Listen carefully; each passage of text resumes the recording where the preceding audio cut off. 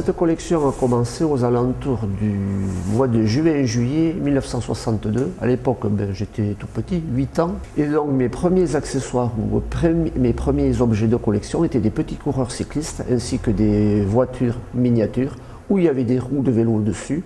Et ça retraçait un petit peu déjà l'histoire du vélo. Donc mon père avait créé une entreprise de bicyclettes, vente et réparation de bicyclettes, motos, etc. Donc je vivais dans un foyer très axé sur le deux roues.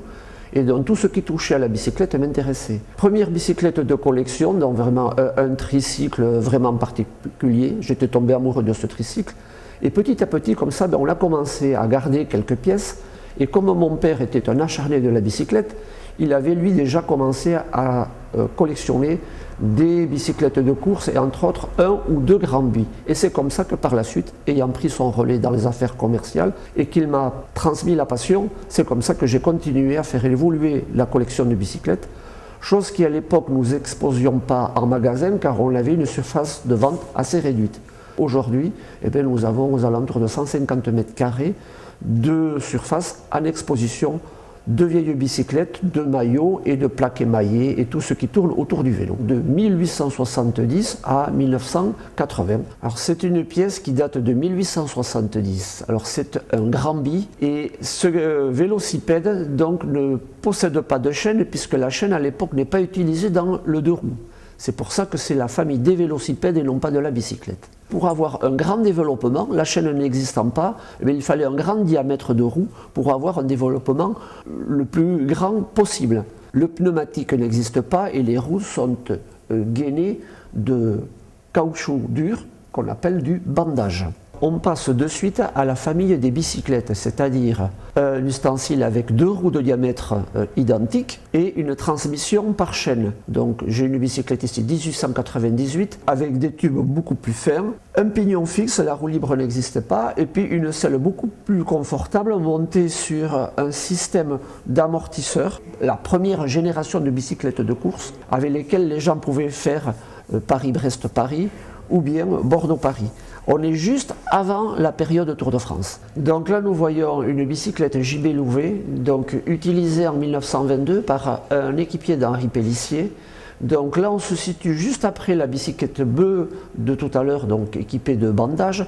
Là, par contre, nous sommes avec un petit bijou équipé de jantes en bois, donc c'est du hêtre. Donc on voit déjà l'évolution, donc très très léger, jantes en bois. Boyau, un moyeu arrière équipé de deux pignons, donc un petit pignon pour le plat et un grand pignon pour monter les côtes. C'est-à-dire que le cycliste, en bas d'une côte, dévisse la roue, fait pivoter la roue et met le grand pignon sur le côté d'attaque de la chaîne, ce qui fait que le développement est plus petit pour gravir le col.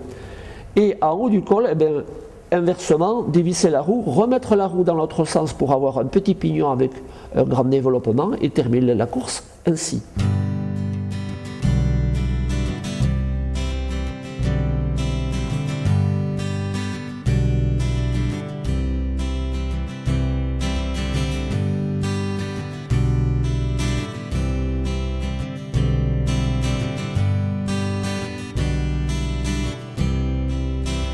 Cambo a une culture pelote, comme tout le monde le sait, ainsi que rugby. Or, quand on regarde des archives de M. Bottia, qui est M. Lagisquet, un historien sportif de Cambo-les-Bains, on retrouve des traces de courses de bicyclette à Cambo-les-Bains pendant les fêtes de Cambo à partir de 1907. Et de 1907 jusqu'à 1950, il y a eu des courses cyclistes à Cambo-les-Bains et des épreuves, entre autres, de livreurs de journaux, charcutiers, les livreurs des entreprises de Cambo-les-Bains. Et à partir de 1946, donc, la Fédération française de cyclisme donc, chapeaute les grandes organisations cyclistes, en Aquitaine, en France, et donc c'est à partir de 1946 qu'on retrouve les premières courses officielles. Cette première course officielle a été gagnée par un monsieur Irasabal, affilié à la Fédération française de cyclisme et entre autres à l'Aviron Bayonnais. J'ai couru un petit peu en vélo, en milieu modeste, même voire très modeste, de 1970 à 1981. Et en 1986, on m'a sollicité pour organiser le premier essor cycliste à Cambo-les-Bains. Donc à l'époque, l'arrivée se situait place de l'église, donc à Cambot bien sûr. C'est Philippe Dalibard qui avait gagné cette épreuve. Et pour fêter cet événement, eh bien, j'ai décidé de porter ma petite pierre à cet édifice. Et modestement, c'est la raison pour laquelle on organise une exposition de vieilles bicyclettes du 10 février jusqu'au 5 mars inclus.